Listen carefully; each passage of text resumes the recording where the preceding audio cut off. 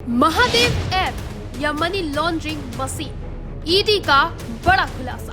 Dubai से चला सट्टा साम्राज्य। भारत में अरबों का खेल, ऑनलाइन गेम नहीं, पहले से तय हार का जाल। महादेव सट्टा, काला धन, हवाला और सिस्टम की चुप्पी। 92 करोड़ की संपत्ति अटैच। अब कौन कौन फंसेगा?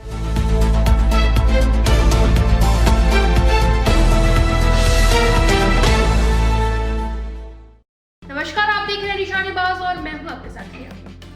एक ऐप, एक गेम और करोड़ों की लूट, जिसे लोग सिर्फ ऑनलाइन सट्टा समझते हैं, वो निकला अंतरराष्ट्रीय मनी लॉन्ड्रिंग का महाजाल। महादेव ऑनलाइन बेटिंग ऐप, जहां हार पहले से तय थी, पैसा हवाला और क्रिप्टो से विदेश गया और अब ईडी ने खोली है उस सिस्टम की फाइल जिसमें 92 करोड़ की संपत्ति अटैच। दुबई से ऑपरेट होते मास्टरमाइंड और सत्ता सिस्टम तक पहुंची प्रोटेक्शन मनी का सनसनीखेज खुलासा। देखिए इस खास रिपोर्ट में। ये कहानी सिर्फ एक ऑनलाइन सट्टा ऐप की नहीं है, बल्कि उस अंडरग्राउंड सिस्टम की है जहां डिजिटल गेमिंग के नाम पर करोड़ों का जुआ, हवाला, मनी लॉन्ड्रिंग, नेताओं अफसरों की कथित मिलीभगत और अंतर्राष्ट्रीय नेटवर्क एक साथ काम करता रहा। Mahadev online betting app case में प्रवर्तन निदेशालय की ताजा कार्रवाई ने इसी पूरे काले तंत्र की परतें एक एक कर खोल दी है, जहां ईडी ने मुख्य प्रमोटर सौरभ चंद्राकर समेत कई आरोपियों की करीब 92 करोड़ रुपए की संपत्तियां पीएमएलए के तहत अस्थायी रूप से अटैच कर दी है। जांच एजेंसी के मुताबिक इनमें से 74.28 करोड़ रुपए के bank deposit perfect plan investment LLC और एक्सिम जनरल ट्रेडिंग जीजेडसीओ के नाम पर थे, जिनका सीधा संबंध सौरभ चंद्राकर, अनिल कुमार अग्रवाल और विकास छपरिया से सामने आया। जबकि बाकी 17.5 करोड़ रुपए दुबई में बैठे कथित हवाला ऑपरेटर और skyexchange.com से जुड़े गगन गुप्ता के जरिए ठिकाने लगाए गए थे। ईडी का कहना है कि महादेव ऐप को सौरभ चंद्राकर और रवि उप्पल ने मिलकर प्रमोट किया।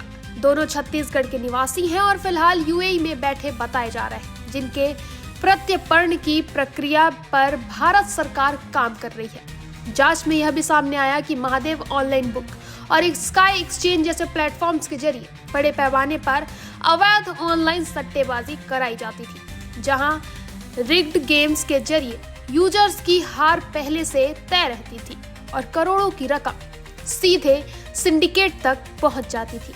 इस पैसे को भारत से बाहर भेजने के लिए हवाला network, trade based money laundering और क्रिप्टो एसेट का इस्तेमाल किया गया।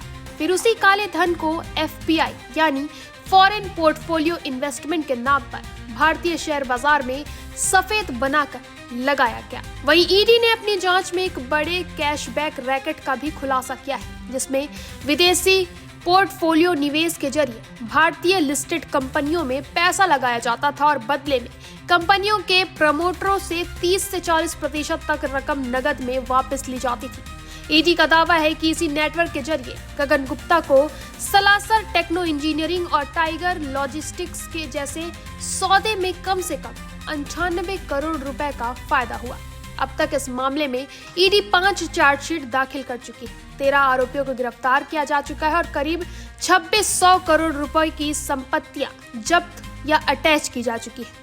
जांच एजेंसी का कहना है कि यह पूरा सिस्टम एक अम्ब्रेला सिंडिकेट की तहत काम करता था, जिसमें अवैध बेटिंग से लेकर मनी लॉन्ड्रिंग, हवाला, क्रिप्टो ट्रांजैक्शन और शेयर बाजार के जरिए पैसे को घुमाने तक की पूरी व्यवस्था मौजूद थी। इतना ही नहीं, जांच में यह भी सामने आया कि कार्रवाई से बचने के लिए राजनेताओं, ब्यूरोक्रेट्स और पुलिस अधिकारियों तक प्रोटेक्शन मनी पहुंचाई जाती थी, जिसके लिए छत्तीसगढ़ के एक सराफा कारोबार की भूमिका सामने आई है।